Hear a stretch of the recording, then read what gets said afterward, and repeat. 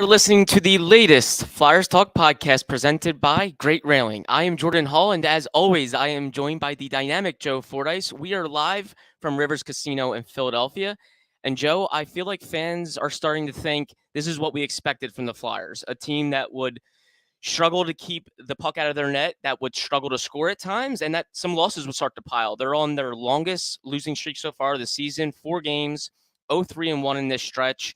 I think we're starting to see what the team can look like when Carter Hart isn't bailing it out. But what are your overall impressions so far, especially during this losing streak here? Well, I actually think you're starting to see almost some of the things that John Tortorella expected to see because he's talked for a long time this season about um, how they're not going to fill the net up every night and that they have a lot of work to do. And, you know, you're starting to see sort of the warts are starting to show up and they're starting to show up and actually cost them games. Early in the season, it was get down to nothing and then it's covered up by a win. And he would, we would all kind of chuckle after the game when he would say, he would kind of focus on the things that didn't go well as opposed to the fact that they won. And I think this is the reason why. Um, a talent gap is going to show up against a lot of these teams that they play. Yeah. And I think we've seen it now. We saw it against Dallas. Um, Even though there's not a huge talent gap with Columbus, you see it with a player like Johnny Gaudreau. The Flyers don't have a Johnny Gaudreau where you can kind of just say, go out and make something happen for us. Um, but, of course, they're going to be really up against it when they play the Bruins later this week. But I think that that's the biggest thing is you're starting to see that talent gap and that when the better teams in the league, when something breaks down, they have things behind the thing that they do best Mhm. that can make up for some of that. The Flyers don't really have anything behind what they do best. And quite frankly, when you listen to John Tortorella talk, I'm not sure that he knows what this team does best yet. Yeah. I still think they're in the process of finding the identity of what they are. And I, you know, you can't play from behind every game. And I think you saw this particularly in this second game in Columbus in 6 days, where they not only did they overcome a 2-goal deficit, but they overcame two of them. One at the beginning of the game, another in the third period, and then still lose the game in overtime. That just has to be incredibly deflating when you um, not only come back once, but you do it a second time, and momentum kind of seems like it should be in your favor after having done that twice. And then, like you said, Carter Hart has a ordinary game, a so-so game, a game that he would not say was one of his best. A goalie's not going to be at his best every game. The problem with this team is they seem like they need him to be at his best every game to have a chance to win. And I'm not sure that that's a great recipe for long-term success. And I think that's what you're starting to see show up now. They were getting by with Carter Hart putting up like a 197 goals against and a 940 plus save percentage. And realistically, he wasn't going to stay at that. He wasn't going to stay at those numbers. And you're starting to see what happens when he doesn't stop a breakaway or when he's not perfect on the team's PK. There's definitely a talent deficiency there. We've said it all along. John Tortorella has admitted that his team is not littered with goal scorers.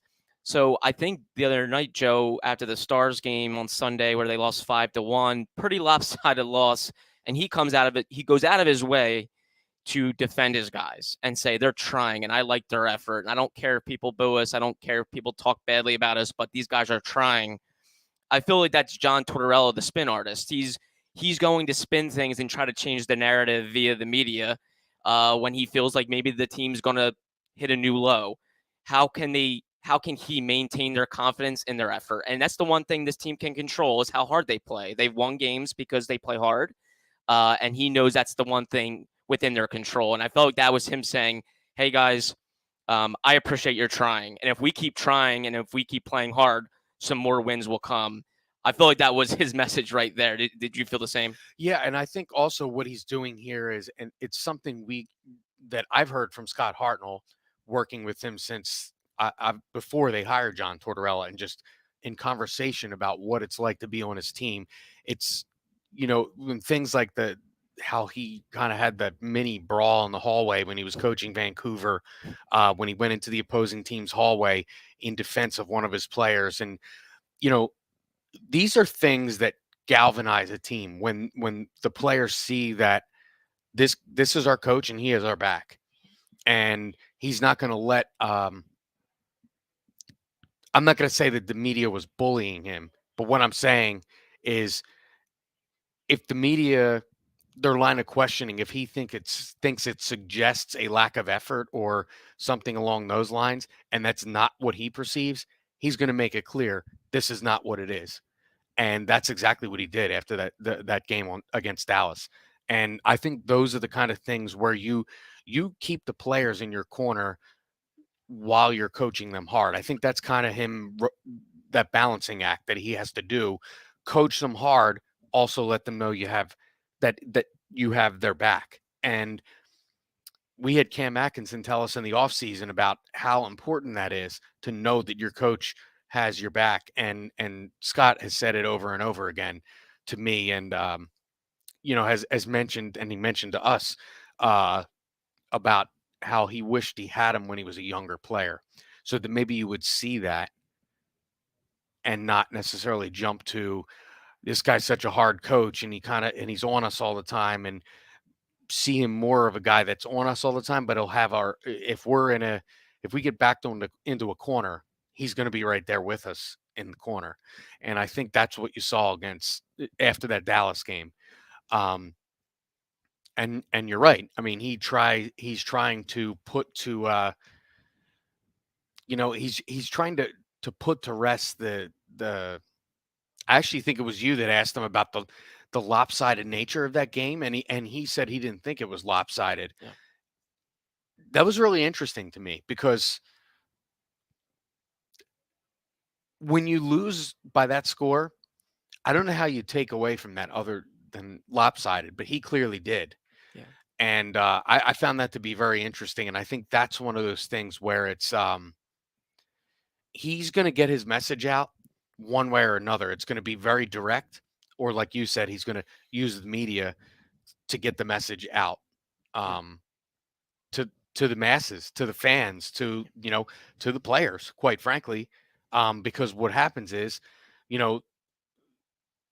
he says those things, and then as the week goes on, the things he said continuously get brought up when those sort of narratives and storylines get put into other games that they're playing that week. And I think that's, I don't want to say it's typical of a new coach, but it's I think it's a tool he's using to build chemistry with this group that he has. One of the tools. Flyers Talk is brought to you by Great Railing. Stop into Great Railing for the highest quality and lowest prices on all your railing, decking, and fencing needs. Opioid addiction is a national public health crisis. The Someone You Know podcast from the Independence Blue Cross Foundation offers inspiring stories that challenge stigma, offer hope, and humanizes the disease of addiction. Download the new Season 3 of Someone You Know on all major podcast platforms. Catch all the sports action and more at Rivers Casino, Philadelphia. Whether it's the money line or the pass line, there's something for everyone, including a great sports book. Rivers Casino, Philadelphia. Philly loves a winner. Gambling problem? Call 1-800-GAMBLER. Joe, I definitely think that's the background of John Tortorella, is that he knows when to be hard on his players and he knows when to be nurturing. And I felt like after that 5-1 loss to the Stars on Sunday, it felt like a new low for the team. It felt like the first time the team was really facing like a real heavy dose of adversity, and that was his time to pick his team back up, where everyone on the outside is questioning them. Everyone on the outside is doubting their talent. Everyone's saying, well, here are the Flyers we expected. And I think he knew that was a time to get behind his team and say, hey, the effort's there. And I appreciate that. And if we do that more often, better things will happen, because quite frankly, that was an awful loss. He can try to sugarcoat it all he wants, but they lost 5-1. None of the goals were empty netters.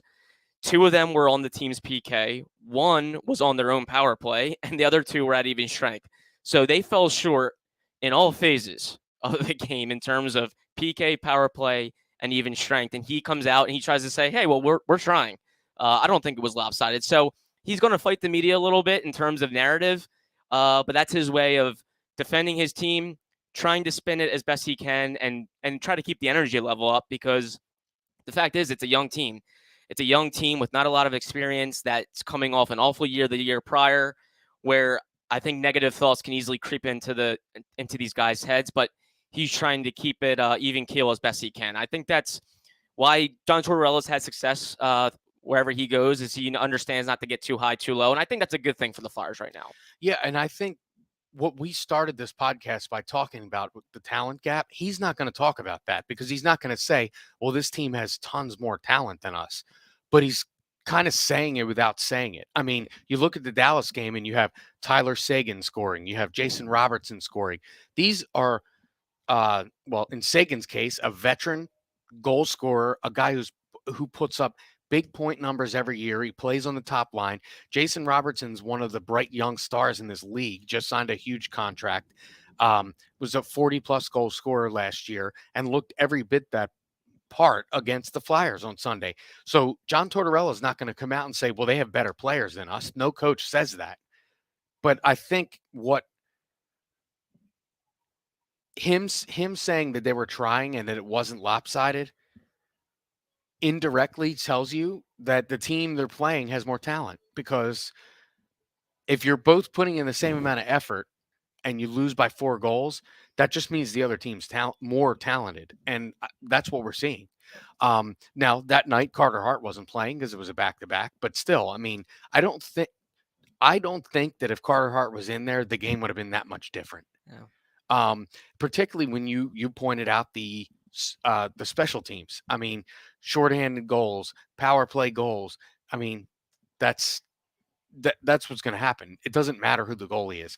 If you're sitting back eating pucks the whole game, you're going to end up giving up goals. Yeah. If you're, and quite frankly, I saw it a little bit last night too. If you kind of play around with the puck at the blue line on your power play without anybody behind you, you're asking for problems. And I think we've seen Kevin Hayes do that a little bit in some recent games where there's a lot of stick handling up by the blue line with nobody behind you. You have no safety net. And it's really living life on the edge as a team. And I feel like that's some of the things that he is going to try to clean up. And, because, again, you have a young team, an inexperienced team, a team that's dealing with injuries, and a team that, quite frankly, is not as talented as most of the teams they're going to play. So when you live life on the edge and add in all those factors, you're really putting yourself up against it. Joe, do you feel like fans should be fearing the worst right now? Fans went through 2 double-digit losing streaks last year. Not 1, 2. Should fans be thinking this is possible again? This team could go on a lengthy skid. I think there's more reason to believe that the Flyers can nip this in the bud and not let it get out of control, because I think a coach like John Tortorella understands he goes into immense detail. He dissects film. He's going to have the guys at least playing hard where they're not. I don't think they're going to be getting too low. So I think there's a reason to believe they can get out of this and kind of stem the tide a little bit. I'm not saying they're going to get back into the playoff picture or be a contending team, but I do think they can avoid disaster. Where do you think fans should feel about that? Well, here's what I'll say. The difference between, you mentioned last year with the double-digit losing streaks multiple times. Last night's game against Columbus, the Dallas game did kind of get out of control, but what you saw last night was they get down 2-0, they come back. They're down 2 goals in the third period, they come back. I don't think last year's team would have done that. Yeah. So I think that is definitely a big sign that this is not last year's team. Because there's a fight there that I felt like last year where you get down multiple goals, things snowballed, or it was just kind of autopilot to the end of the game. And I don't feel like that's the type of team that they have this year, despite the fact that the personnel is the same. He is not a coach that's going to let the team stop fighting. And I think we've seen that. I mean, they've come from behind plenty of times already this year. So I think now playing like that all the time, they're going to get tired of playing that way. That's for sure. But I would say if I'm looking for something to grasp onto to say this is why they're not that team, the fact that they came back in the game against Columbus 2 times and that they've done it several other times this year tells me this is definitely a different team, even though the personnel doesn't look a ton different.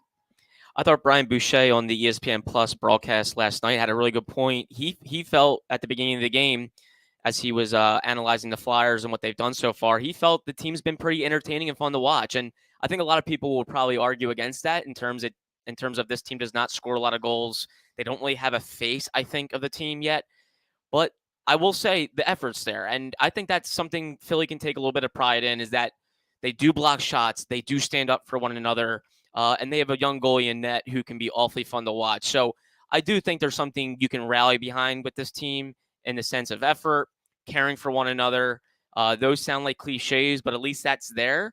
And it's becoming kind of a gritty team to play against in the terms of that they're going to hit, they're going to forecheck, they're going to get after you, and they have a goalie in net that is going to stop pucks if he sees them and has a chance to stop them. So I do think there are some things that make this team willing or interesting to watch, and you want to watch. You feel like there's something to watch there, and that's a good thing.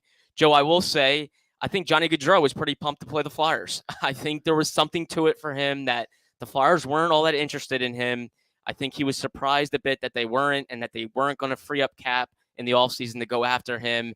He looked awfully good, and like you were saying, that's a star player that when a team is in need of a play, he can make one. I think we really saw that. Well, we've seen it in both of these games against Columbus. We've seen him just a play where you're watching the play and you're like, wow, that guy's better than everyone else. We saw it happen multiple times in last week's game against Columbus. Then we saw it happen again last night. And I mean, his career numbers against the Flyers are great. And that was before he came to Columbus. So, yeah, there's probably a little bit of because the consensus in the media was that the Flyers were going after him. And then that narrative kind of got put to bed by him, really, saying he barely talked to them. Mm-hmm. And then there's this other, he got hammered at the Islanders arena the other night, and then came out and said he didn't get it because he hadn't talked to the Islanders. It seems like there's a little bit of like sour grapes going on with him a little bit. This is what happens when you sign a big contract in sports. Yeah. The places that you didn't sign with generally are going to know that, and then their fans are going to get on you. I think that's just what happens. The great ones use it as motivation. We've seen him use it as motivation against the Flyers twice now in the last 6 days or a week. So that's not a great sign. But yeah, I think there was definitely some added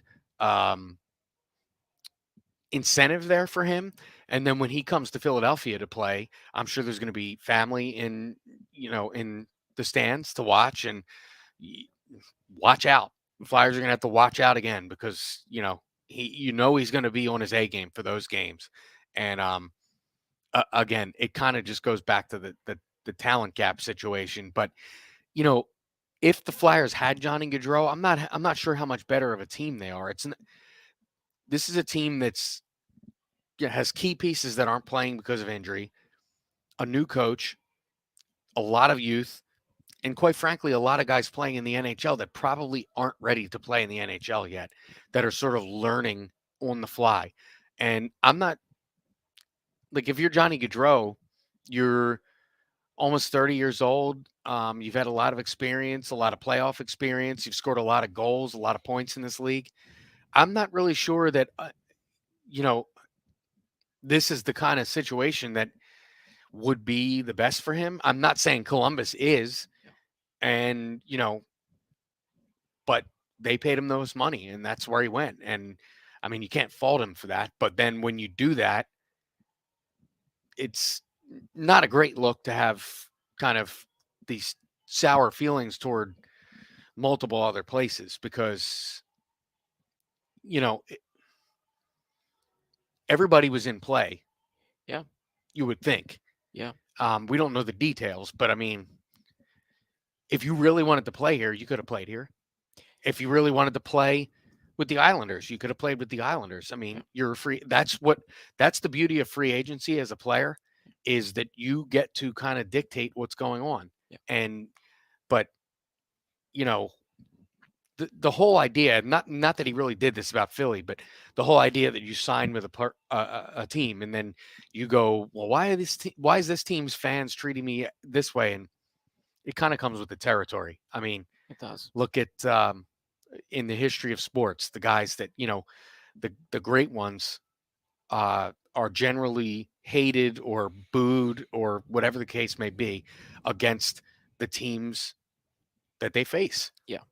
So I think it comes with the territory. Yeah, he's going to get booed, I think, in a number of buildings, particularly probably in the Northeast. The only thing is, I will say, I feel like the fan base blames the Flyers for not having him. I don't feel like they blame him. No, I when he comes here, I actually don't think he'll really get any No. boos because I think it's more frustration with the Flyers of not doing what it takes to maybe sign Yeah. a free agent of that caliber. And fans heard all offseason about aggressive retool and then here's a star player from the area who actually wants to come to the team after it went through the year it did last year, and the Flyers didn't really do much about trying to go after him. And so, yeah, I don't think there's much frustration there among the fan base that they don't like Johnny Gaudreau, but I certainly think there's a little bit of motivation to Gaudreau about the Flyers not really wanting him or thinking he could be a part of this right now. Right. And it's interesting to think about where the team would be right now if they had Johnny Gaudreau. Would they be a little bit better? Or would they be in the same spot? Because it's not like Columbus is in much of a better spot. They're struggling right now with injuries. Yeah, major. I mean, Werenski's out for the year because he got hurt in last week's game against the Flyers. So, they're not in a better spot. Quite frankly, the similarities between the two teams are it's a lengthy list of similarities that these two teams are in right now. So, in fact, I would give a lot of the edge to the Flyers in the goaltending for sure. I mean, with Werenski out, definitely defense, but yeah, I mean that's what free agency in sports is. This is what it creates. It's you go to a different team. He's playing in the Eastern Conference for the first time. You're in these other buildings and against these opponents more than you were for the first however many years of your career. And it's kind of like a new landscape for you. And you're facing these teams where the Flyers would see Gaudreau twice a year, once in Calgary, once in Philly. And now it's, you're facing the Flyers 2 times in a week, and it probably hits home for him a little more. So the motivation's a little more real than, 2 times a year. Joe, how important do you think it is to remind people about the big picture with this team? Because I'll be honest, I'm actually still somewhat impressed. They're 7-6-3. I didn't think they were going to be a playoff team going into the year, and that was with the assumption that they were going to have Cam Atkinson, that they were going to have Sean Couturier. Right now, that there's no Couturier, there's no Atkinson, there's no James Van Riemsdyk.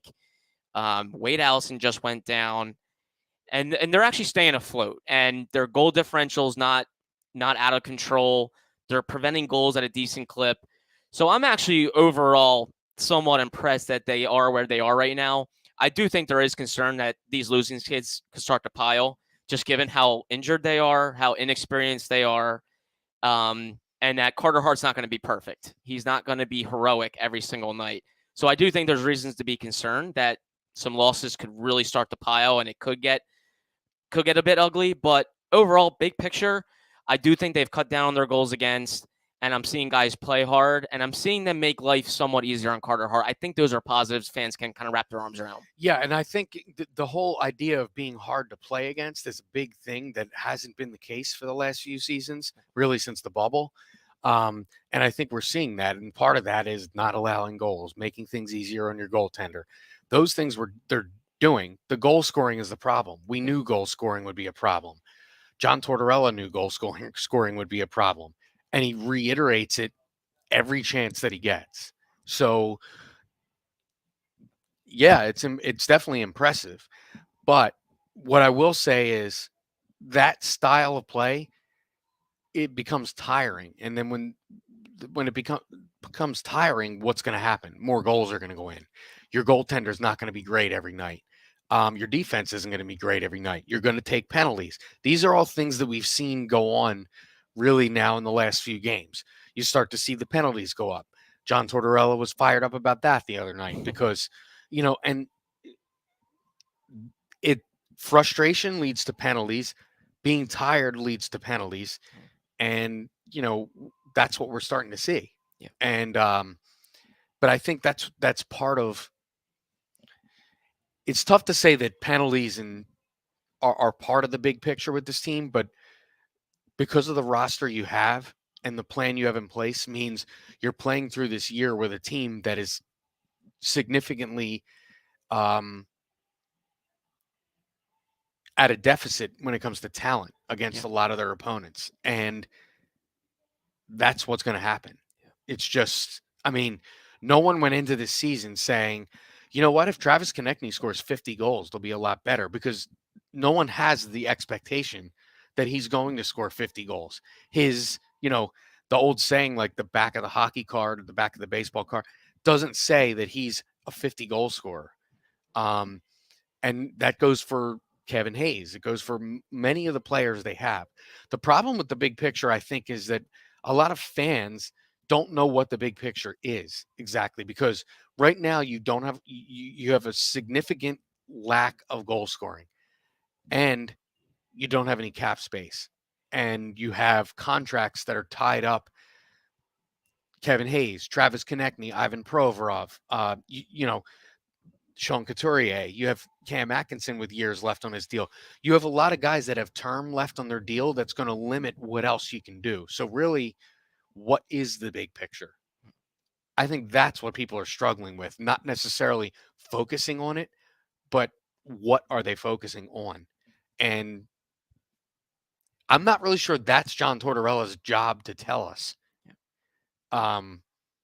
That's more so the personnel department. Yeah. And I'm not saying he's not involved with that, but he has to coach hockey games, and he has to have his team ready to win, or, put them in the best possible spot to win. Yeah. And I think that's what he's doing. That's why you're seeing the results. But I do think when you look at this team, there is a bit of a question about what that big picture really is. And a 4-game losing streak is not 10 games. It's not 13 games like the ones the Flyers went through last season. But those losing streaks were embarrassing last year. There's no other way to put it. They were embarrassing, and the expectation going into this year was that this team would not be embarrassing. They would at least be more competitive. So I think the challenge here for the Flyers and for John Tortorella is to stop the bleeding and not let this get out of control, because those were things they vowed to be this year, was that they would be more competitive, that these types of skids would not spiral out of control. So I think that's the challenge for the Flyers. And if this thing does get out of control, then they're falling short of what they vowed they would be, and they're falling short of expectations. And I think it's a real challenge right now, Joe, to Scott Laughton, Kevin Hayes, some of the guys that are kind of new leaders now, and how do they keep the team from going out of control? I think that's the key, because the Flyers are young. They were really, really young, with guys under 100 games of NHL experience, guys that haven't played a full year up here yet. They need to make sure this thing stays on the rails for the most part. And I think that'll be a real challenge for Scott Laughton, Kevin Hayes, Ivan Provorov, some of the faces now of the team. Yeah, I think it's up to some of the guys that I just mentioned with the long-term deals and guys that are here. The team is, I don't want to say stuck with them, because they chose to sign the deals with them. So, but those are the guys that, a lot of these players weren't here for the losing streaks last year. So they don't have any experience with that to draw back on. So it's up to the guys like Hayes and Laughton that were here to say, we're not letting this happen. We're not going to let this happen. Last year, it in large part cost Alain Vigneault his job. Yeah. Well, one of them did, but there's a lot of the same core pieces in place here that were part of those losing streaks. But those guys need to flip that for these young guys, because, young players develop bad habits, and if one of those bad habits is, folding like a deck of cards every time the adversity happens, um, that's going to really mar their career going forward. So you need to have the veterans, the guys you mentioned, step up and, along with the head coach, put the fire out. Yeah, And absolutely. I think I think the game against Boston coming up will be. Look, I'm not expecting a Flyers win. Yeah, I'm really not. But I think more so than maybe any game this year so far, how they play in that game in Boston will tell you a lot about this group and this team. absolutely. And if they can hang in there, if they can give the Bruins, a run for their money, and at least come out of there feeling good about themselves, that can do wonders for confidence of a team, especially young players. Uh, Once that road trip continues and they come back home, they can feel a lot better about themselves. I think a key there would just not let the game get out of hand. I think if they're in it come the third period, that's a major victory.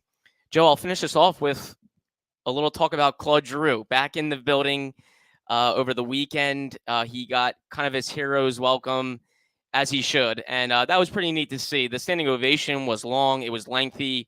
I thought he deserved every second of that standing ovation. What was it like to see Claude Giroux get that and really leave the building with a win too? That was pretty cool for him. Yeah. So what's interesting about the Giroux thing is he doesn't show you much. He really doesn't. So the length of the anthem got a little awkward, It I did. thought, because he's not an emotional guy and he doesn't show, like, he doesn't wear his heart on his sleeve like a lot of guys do. Um, and then in the game, he sort of, I mean, it reminded you of the things, the backhand pass that leads to the one goal, or, he reminded everybody what they didn't have. Yeah. And I felt like in last night's game when you saw them on the power play a couple times, it's now fresh in your mind because they just played Giroux. What they miss in Giroux in the power play and his ability to pass the puck and kind of thread passes when there's this much of an opening and not this much. So so yeah, it probably was a little painful to see for Flyer fans, but yeah, I mean it deserved. I mean the guy is. I mean we said it in the pregame show. He's second almost in every major offensive category in the team's history. Um, so he's definitely one of the most influential, and then I would also say one of the more polarizing slash debated captains in the history of the team, Yeah. because his best playoff performances came before he was the captain. And I do think that that's an interesting part of his legacy, and frankly, I think it's a part of his legacy that that some people hold against him, Yeah. that they wouldn't put him in the same conversation as a Bobby Clark or I mean Clark is the mountaintop, but even a guy like Eric Lindros, they got to he won a Hart Trophy and they got to a Stanley Cup final, and for a stretch he was arguably the most dominant player in the NHL when healthy. Despite what Peter Laviolette said, I'm not sure that was ever the case with Giroux. He was in the handful. I'm not sure that he was ever the guy. Yeah. And I think that's kind of where the debate about Giroux starts. I mean, it's, you know, the other guys we mentioned, I mean, it's hard to compare anybody from the 70s to current players. And then Lindros was so big and dominant. It was so overwhelming, his game. Whereas Giroux was a more subtle um, skill set. Yeah. And I mentioned the passing and the power play and kind of the bank passes off which he said he didn't do on purpose on the one assist the other day, but it's those kind of things where you'll notice them on the replay and not on the lot, like the live. When Lindros played, it was like you knew he was on the ice all the time. He would blow somebody up with a hit, a highlight reel goal. Whereas Giroux, it's like, on a second look, you would say, wow, look at the play Giroux makes on that. And again, the playoff thing is always going to be a big deal for Flyer fans. It just is. I mean, this team. the captains are judged on their playoff success, and as captain, Giroux didn't have much of it. So I think that's why he's such a debated topic amongst the fan base. Yeah, that will always be a running debate is did he have enough help? Or should he have won here? Should he have won here as a star player? Or no, did he not have enough help and the team didn't really supplement his his stardom and his skill and all of that? And it really reminded me just seeing him tip his stick to the crowd and seeing him wear a Senators jersey, just how damaging last year was. If last year goes differently, perhaps they're in contention or perhaps they take strides getting back there. Claude Giroux might still be here, and he might be playing out his career as a Flyer, and being remembered for maybe even more things that he would accomplish in Philadelphia. But it was a disastrous year last year, and it resulted in them parting ways with Claude Giroux. I mean, it really served as a changing of the guard. Yep. I mean, coaches, captains, go down the list. Outside of the general manager, everything else kind of blew up. Yeah. And it's the new sort of standard, as John Tortorella calls it. And, we're just seeing the beginning of it now. But yeah, that was a reminder of really what the last 2 years were like. Yeah, and that this is a major transitional season for the Flyers. If you didn't need the reminder, this definitely served as it. Is that there's a reason why Giroux's playing for another team and he's getting the ovation that he did is because the Flyers are now in a major transition and they're moving on life after Giroux, which is pretty weird to say, but. We'll have plenty more to break down, plenty more to analyze, more games coming up for the Flyers as they try to stop this 4-game losing streak. But the big picture is always in mind, and we'll always have it in mind here on the Flyers Talk podcast. Joe Fordyce, thank you so much. Great seeing you. Great chatting with you. Great to be here at Rivers Casino in Philadelphia. A big thank you to Tom Feiner, our video producer, and Ben Berry, our podcast producer. They've been super flexible with us. And Flyers fans, of course, as always, thank you for listening to the latest Flyers Talk podcast presented by Great Railing. Wherever you get your podcasts, please rate and listen, and we cannot wait to talk to you next time.